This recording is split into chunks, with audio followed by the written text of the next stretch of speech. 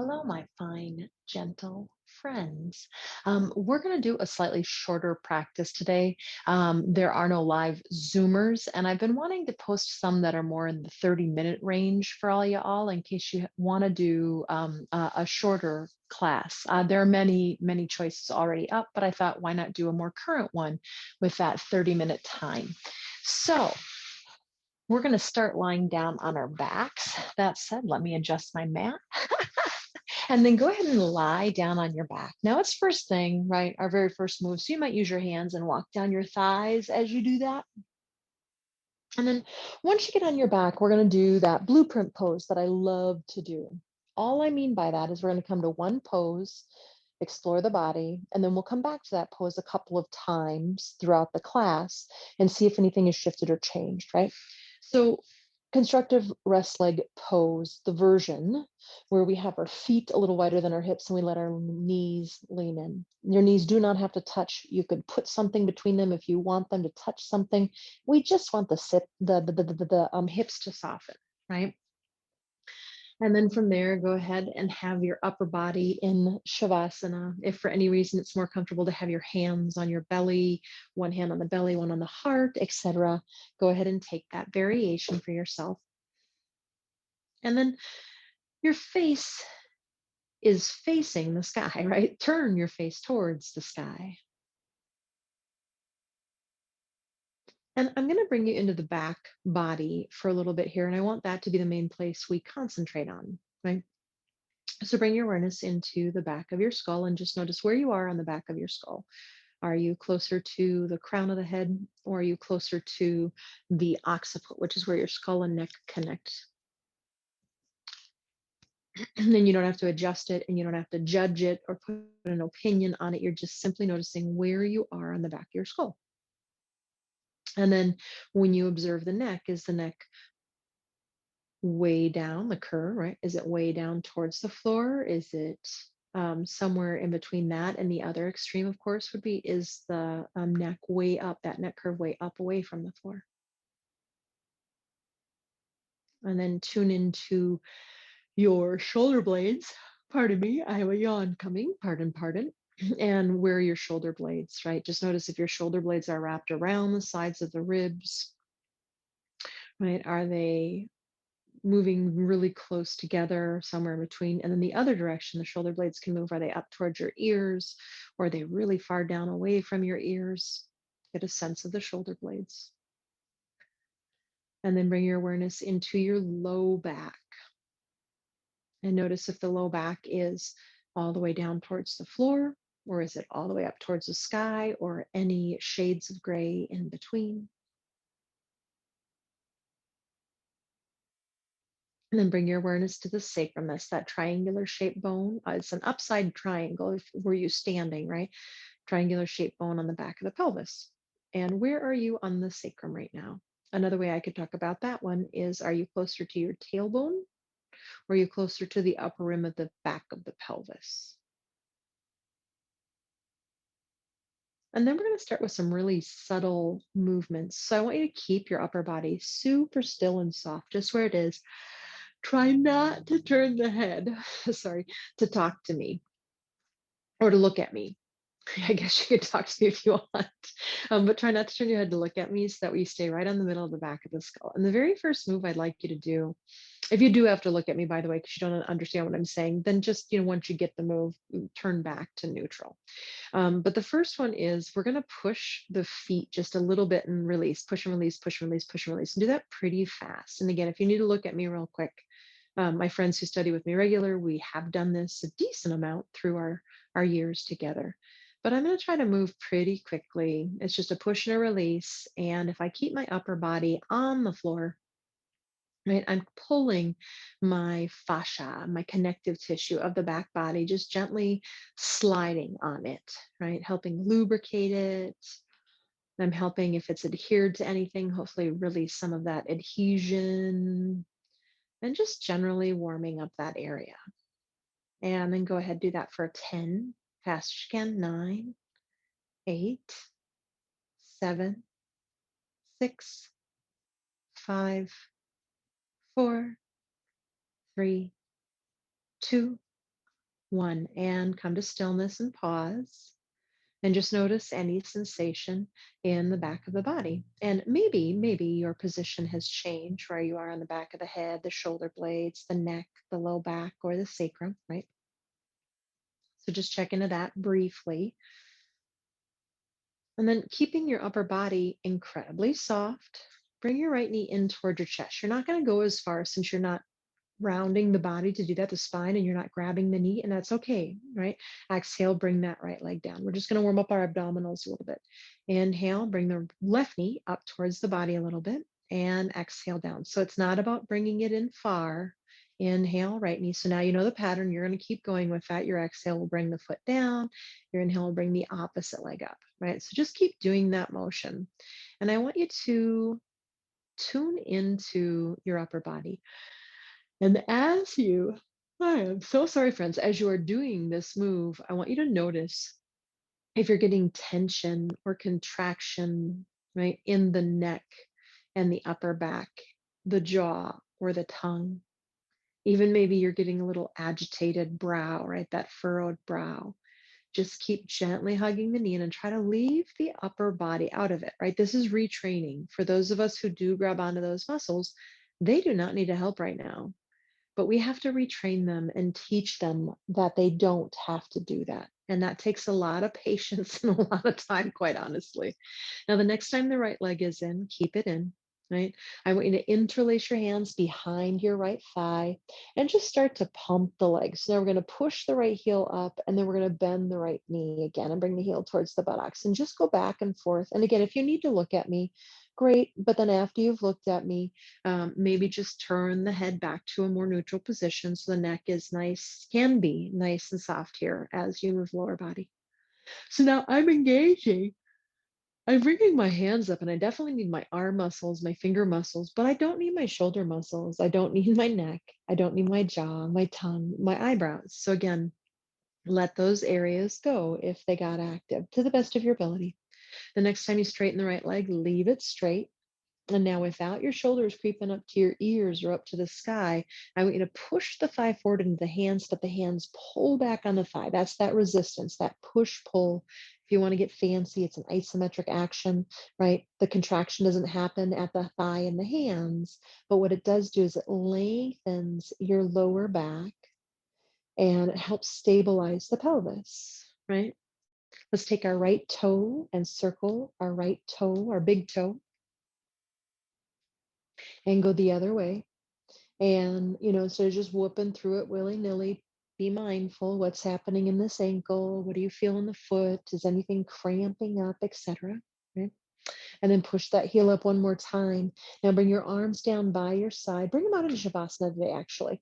Try to keep the upper body out of it. If you need the support, you could turn the palms down and push the arms down, but try to not to go into the upper body as we lower that right leg down on 8, 7, 6, 5, 4, 3, 2, 1. And then go ahead and bring that foot back on the ground. Walk your feet a little wider, lean the knees in, and we're back in our blueprint pose. So the face is turned towards the ceiling, the sky. And go ahead and just notice if there's any difference in the relationship of your back of the skull, your neck, your shoulder blades, low back, or sacrum to the floor than when we've begun. Also notice at this moment in time, we just did something very one side bodied heavy, right? So notice your right side body and notice your left side body. Go ahead and walk your feet hip distance, knees hip distance. Keep the upper body soft. Start with the left leg. Inhale the left knee in towards the chest. And exhale, bring that down nice and slow. And then bring the right knee up, yeah? So we're going to do this on the breath a few times before we work that left side.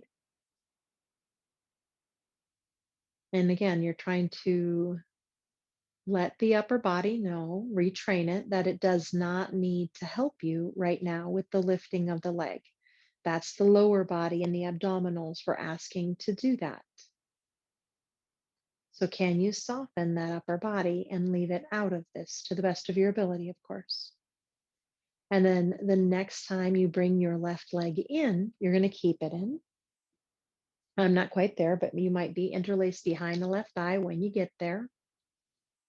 And then we'll start to pump the leg. So push the heel up, pardon me, bend the knee, push the heel up, and just keep doing that a few times and just work through some of those bigger muscles, some of the smaller ones too, for that matter, in that leg, and just start to wake up the muscles of the left leg. The next time you extend it to straight, I'd love you to stay right there. And then we're doing that push pull action. So the leg doesn't have to be straight for this, it can be bent. I want you to push the thigh into the hands pull the thigh back, check into your shoulders, your upper back, your neck, right? All that stuff, and try to let that go. It doesn't have to work here. Sometimes I'll just release the pressure entirely or even bring my arms down for a second and then come up and try again. When I first did this work, it took everything to ask my whatchamacallits to stay out of it. And then from there, you're going to take that left big toe and draw a circle.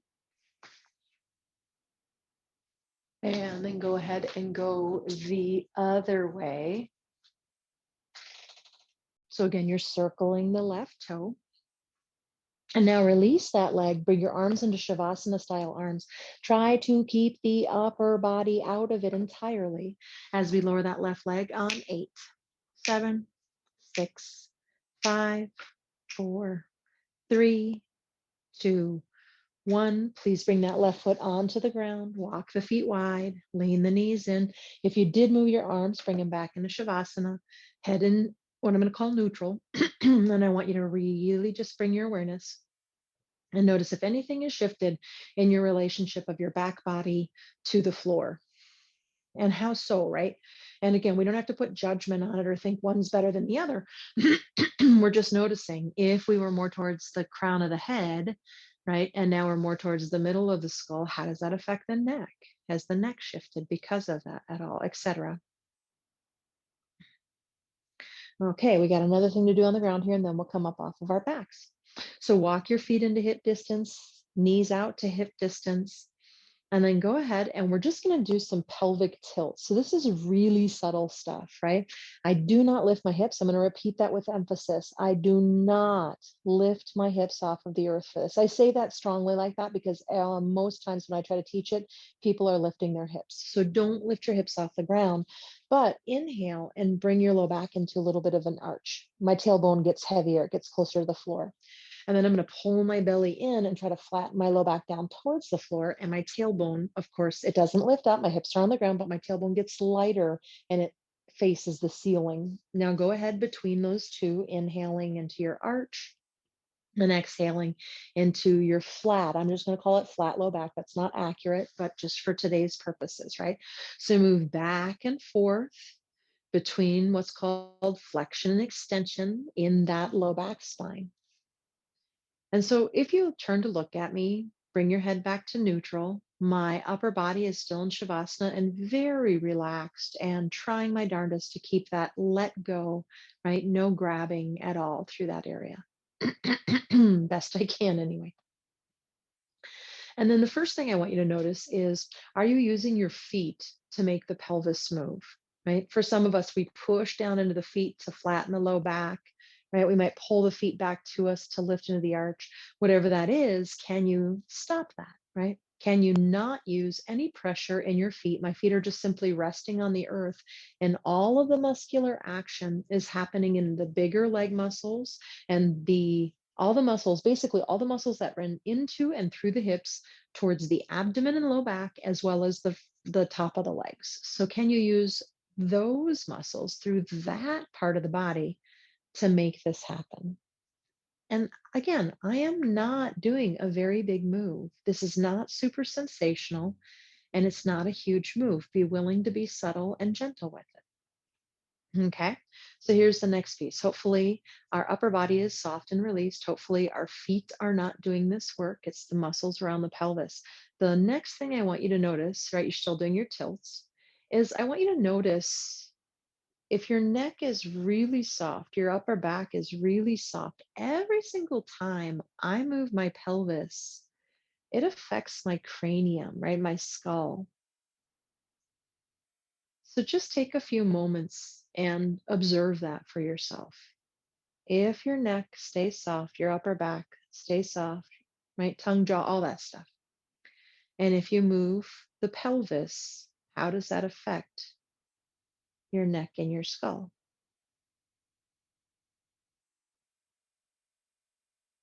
When you flatten your low back, does your neck curve increase or decrease? And you might pause and hold that belly down and pull the low back down and just notice what's your neck is doing, right?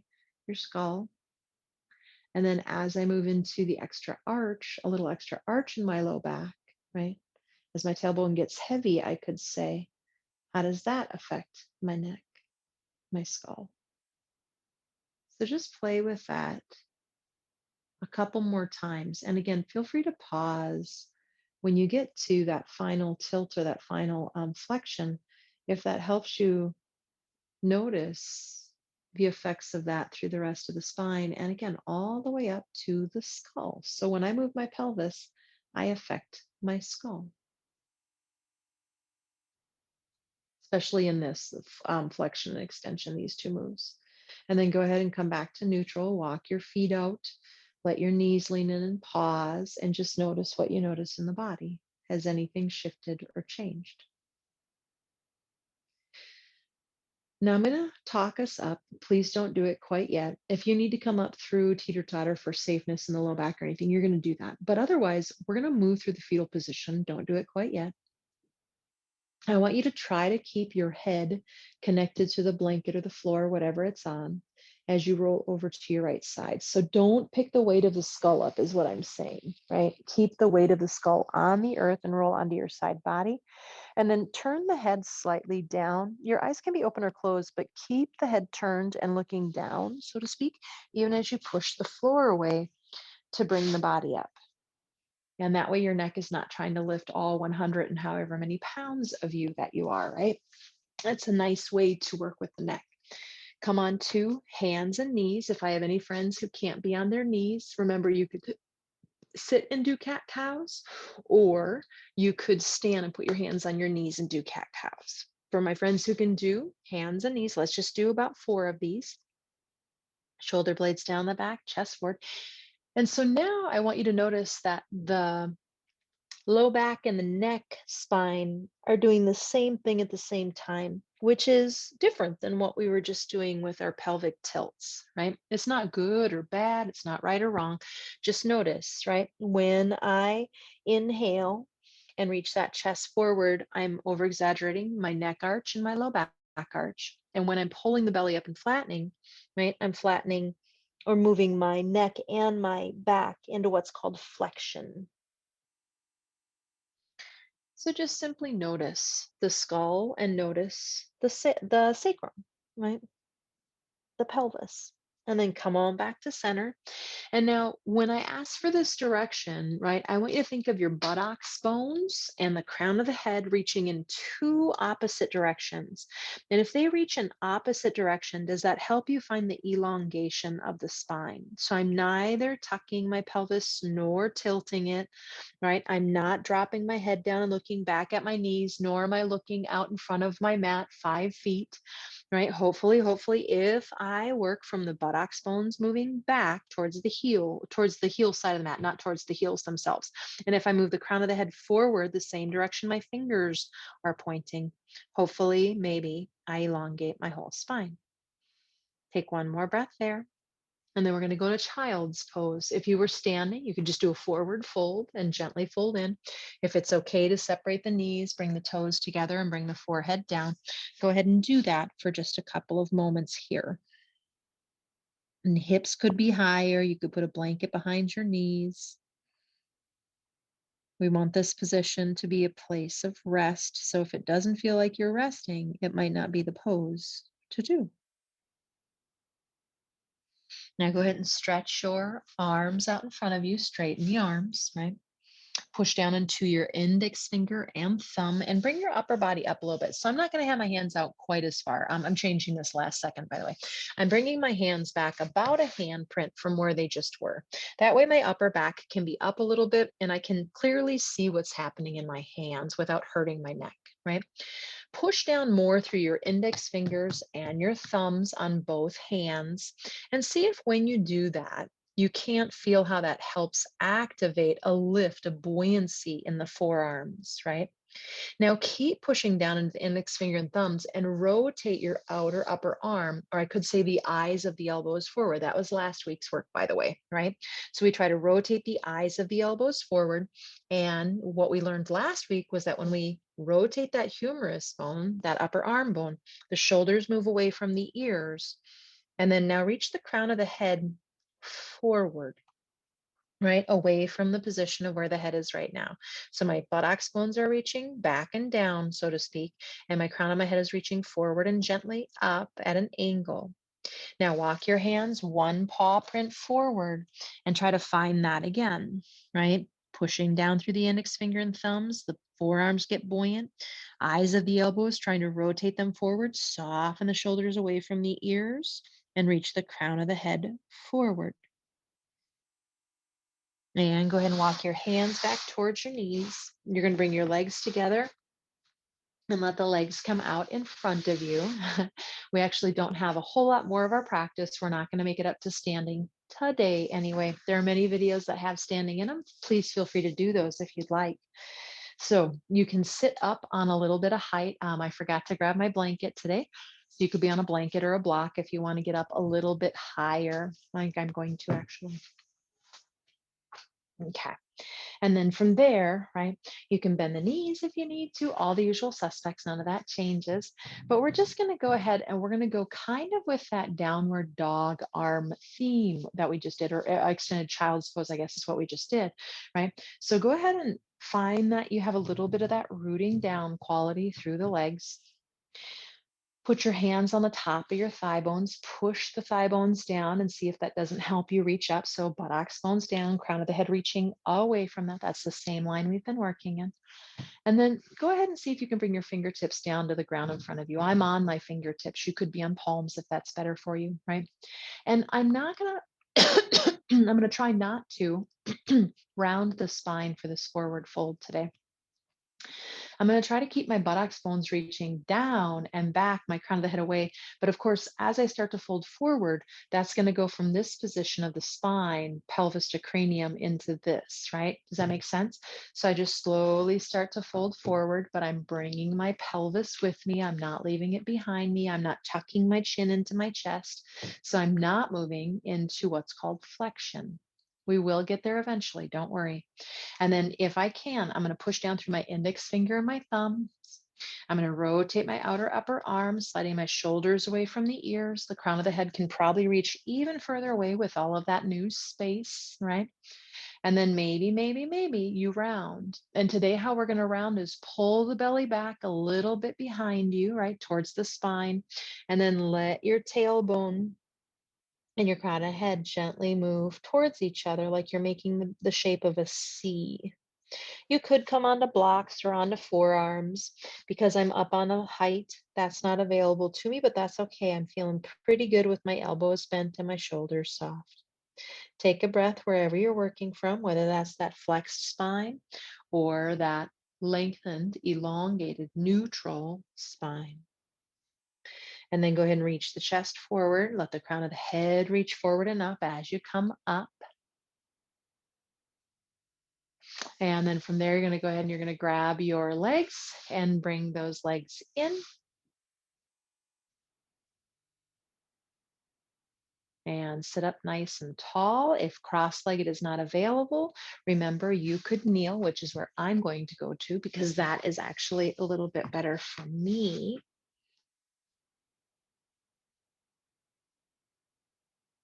And then just close the eyes. And I want you to imagine, just like we did when we were laying on our back, right?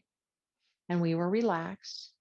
We had our back body against the floor. I want you to imagine that your back body is against a wall right now. And if it were against a wall, what would be the relationship of the back of the skull, the neck, the shoulder blades, the low back, and the sacrum to that wall?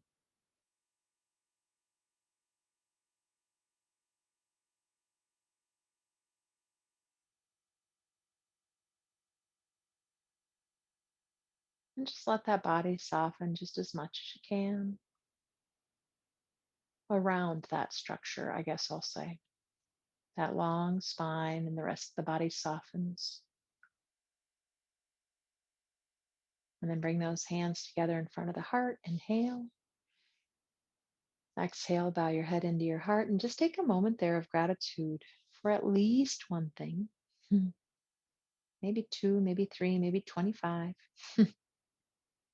And as Nam Chanterwin says, right,